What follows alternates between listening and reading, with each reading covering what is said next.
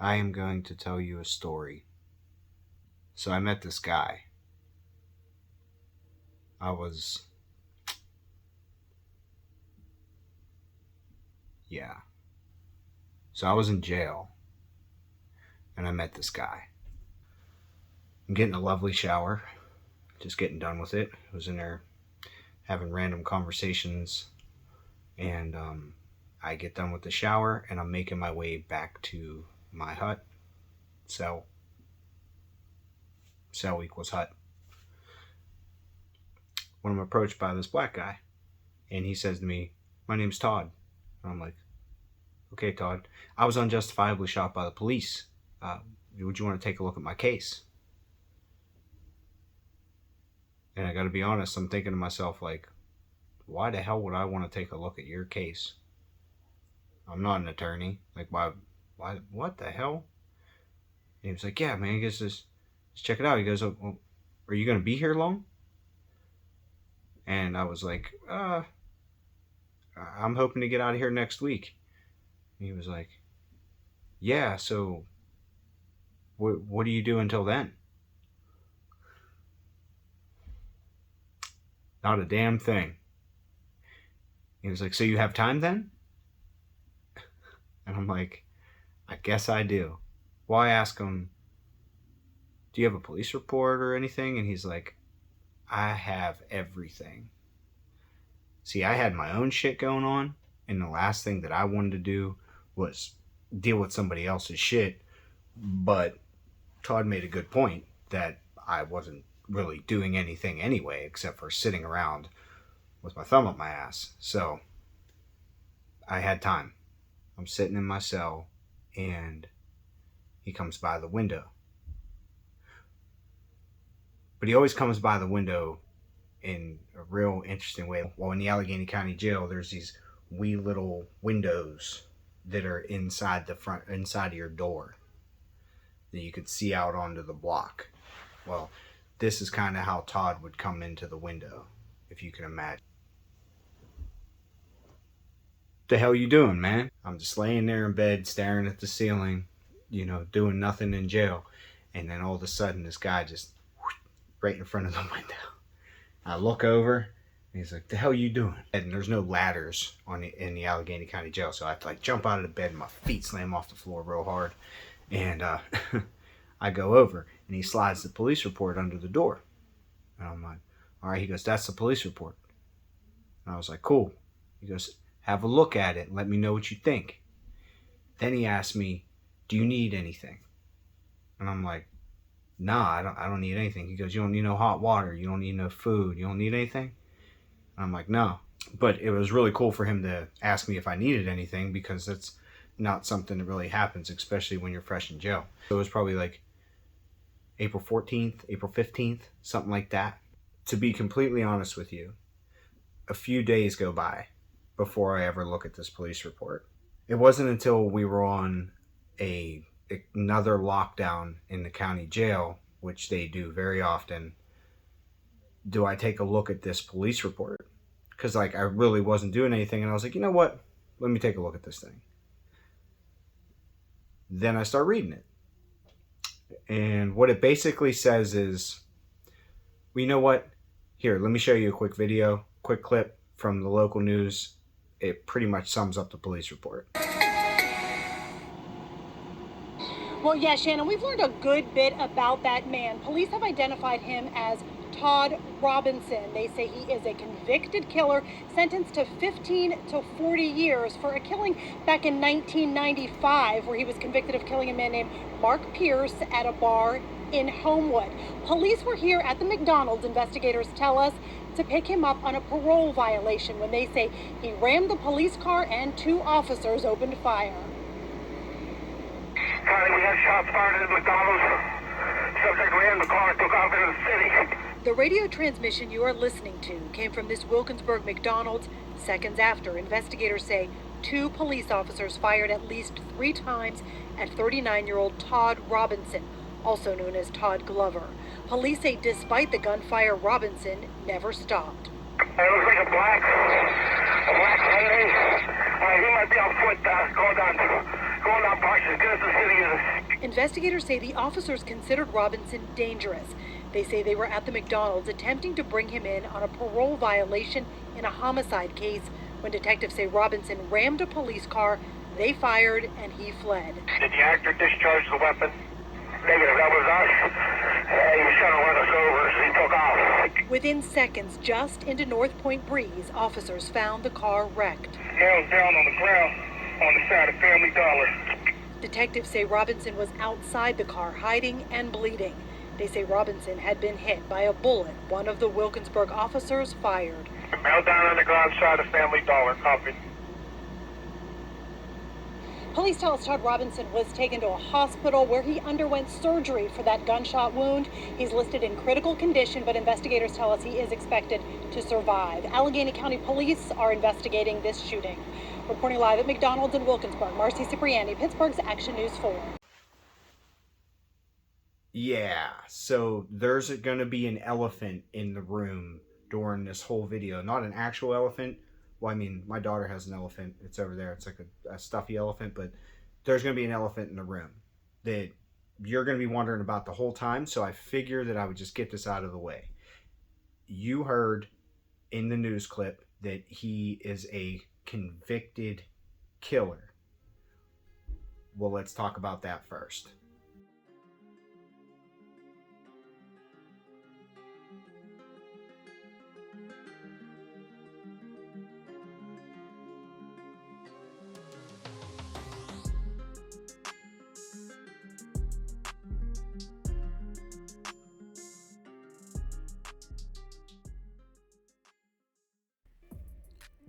An Oakland man admitted to police that he shot a man in the back during an argument in Homewood. City Homicide Detective McDonald testified at a coroner's inquest on September 5th. Chief Deputy Coroner Gykes then ordered Todd Glover, 17 years old, also known as Todd Robinson, held for homicide in the slaying of Mark Pierce. After Pierce was shot in the back at about 10:40 p.m. on Frankstown Avenue, he ran into a bar. He was pronounced dead almost an hour later at Presbyterian University Hospital. Glover told police that he and Pierce argued, and Pierce threatened to kill him. Glover said he pulled out a .25 caliber pistol, pointed it at Pierce, and fired as the victim ran away.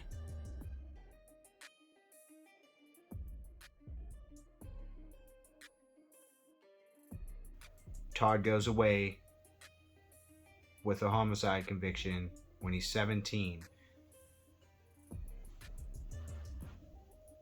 Now let's get back into this. So, a few days later, Todd comes by my room and says, Did you read the police report? And I said, yeah, I did. He goes, well, what'd you think? And I was like, well, you tried to run them over and they shot you. And he was like, exactly. Now, I'll be right back. I want you to look at something else. So this guy shuffles away over to his room, comes back a few moments later, and he was like, here, come check it out. So I go over to the window, and he slides it underneath my door, and he says, that's the transcripts from the initial interview that the Allegheny County police detectives had with Officer Duncan and Sergeant Morrison of the Wilkinsburg Police. See, Officer Christopher Duncan was the police officer that shot Todd. He hands me these transcripts, and we're on this lockdown. So I go back to bed and I start reading these transcripts. This is when I became fully committed to the situation and finding out what the hell happened. Plus, I wasn't doing shit, but it was also kind of crazy that, you know, well, you'll see. Officer Christopher Duncan and Sergeant Morrison were both asked on several occasions in this transcribed interview if they were ever behind Todd's vehicle. Equally, never put themselves behind the vehicle until the end of the interview, when the Allegheny County detective seemingly encourages them to put themselves behind the vehicle within the transcripts. Now, why would they want to put themselves behind the vehicle?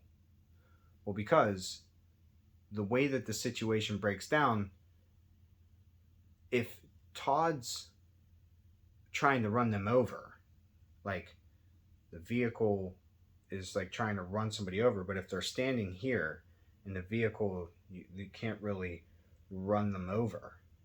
So it's better if you're back here and somebody's trying to back into you to hit you. You see what I'm saying? It's kind of like just like that. Now, if I'm standing on the side of a car as it's pulling back and forth, I'm within no immediate danger.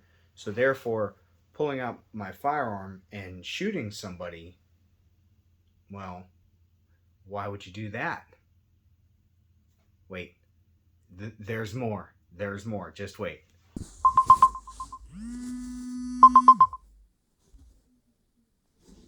Hello. This is a prepaid debit call from Todd Robinson. an inmate from the Allegheny County Jail. To accept this call, press 0. This call is from a correction facility and is subject to monitoring and recording. Thank you for using Global Tellink. Christopher Duncan, who never said a word about being behind the car, who never said a word about Matthew Morrison also alleged to have been hit by the vehicle or near the vehicle. Mm-hmm. And then you have the McDonald's manager statement who comes into place. This guy says there was only one officer out the car. Uh-oh.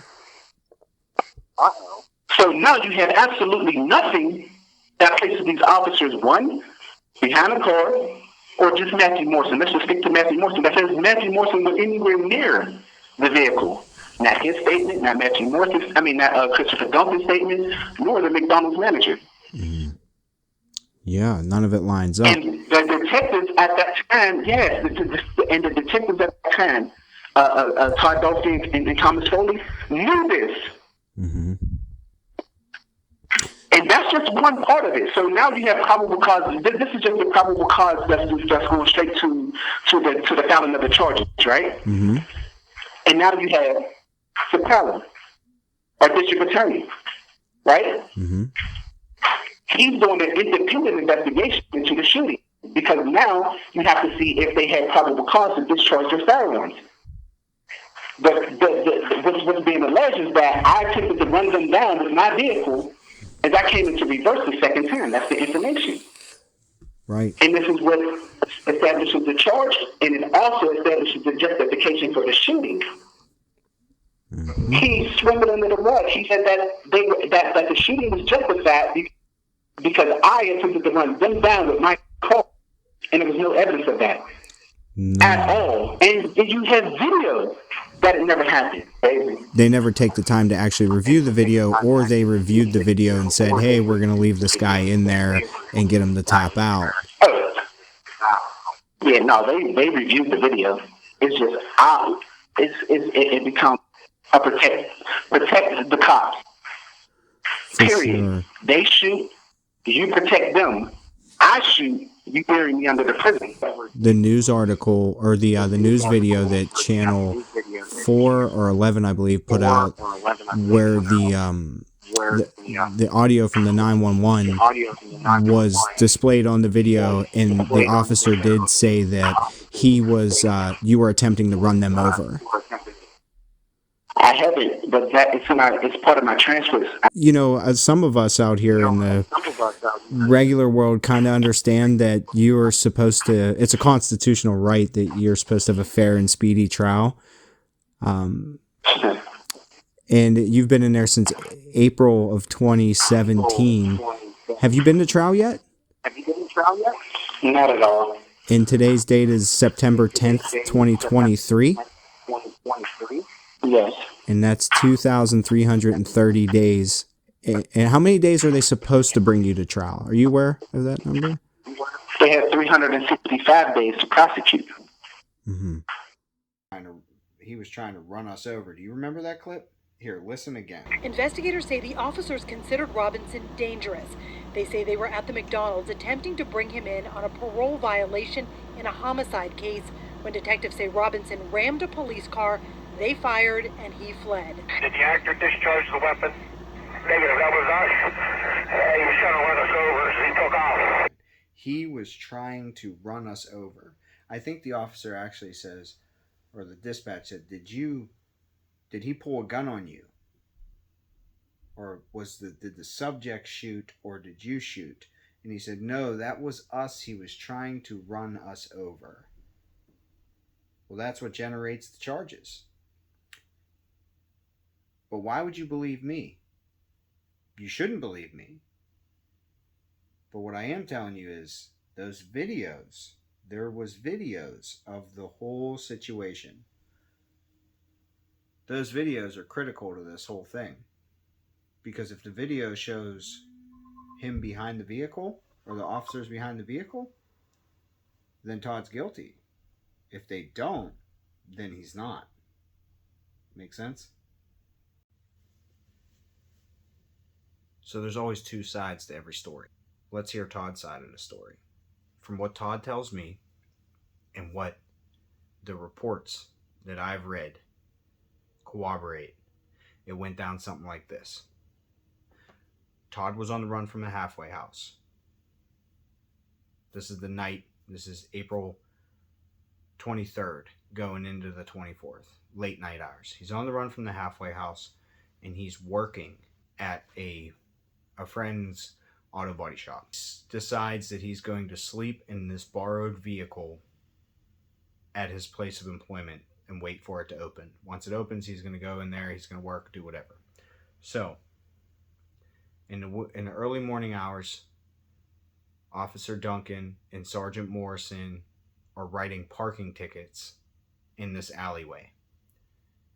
They roll up on Todd's vehicle. Now they already have the parking ticket written, and when the officer's going to put it on the windshield, he sees Todd inside sleeping with his head covered with a jacket. The officer knocks on the window, wakes Todd up, and asks him for his ID. When he asks him for his ID, Todd produces it, gives him the ID. The officer goes back to the vehicle and runs him through NCIC. When he runs him through NCIC, he also calls in the county dispatch and asks them to run his name. This is common practice for officers once they get your ID or your driver's license. County dispatch and the computer in their car that has NCIC on it both come back, no wants, no warrants. They tell Todd, hey, get out of the area until it's time for you to get back to work. And Todd's like, yeah, I'm going to go get a cup of coffee, whatever. From the time Todd leaves until the time he gets to McDonald's, almost an hour passes. Todd's inside. He's getting a cup of coffee. And when he goes to purchase the cup of coffee, he's a few cents short. So he comes back out to the car to grab 7 cents or something like that, goes back in, pays them the 7 cents, and then when he comes back out, he notices the police cars that are like at the end of the parking lot. Doesn't think anything of it because he was just with them.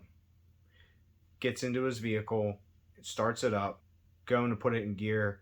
This is when Duncan walks up and yanks on the door handle. When he does, Todd reaches over, grabs the door, and he yells, hey, and he shuts the door. And the guy's like, get out of the car, motherfucker. And he was like, what the hell's going on? And he puts the vehicle in reverse, and he's like drifting back, and he bumps the police car. Then all kinds of hooting and hollering's going on, and then Todd pulls forward, and when he's pulling forward, Officer Duncan's on his side, and when he's pulling forward, Officer Duncan pulls his pistol out, aims at Todd. Todd braces, bang, gunshot goes off, strikes Todd in the chest. At this point, he puts it in reverse. He slams into the cop car, takes off out of the parking spot. He ends up backing up. Here, I'll show you a diagram of how this works, because it was kind of confusing to me too. So, like, I know you're explaining to me where the cars are, but like, where exactly were the cars? Well, here's a childlike sketch of how this all happened. Indicated both officers with the little red dots. The red dot that is closest to the blue car is Officer Duncan. The red dot that is at the corner of the black SUV is where Sergeant Morrison was. Sergeant Morrison doesn't leave that location during the whole incident until Todd flees the scene. So Todd backs up the first time. This is the soft one. He drifts back slowly because Duncan's trying to reach in his vehicle to grab him. That's when he says, "Get out of the car, motherfucker." Todd drifts back, hits the police car the first time. Now Todd then pulls forward.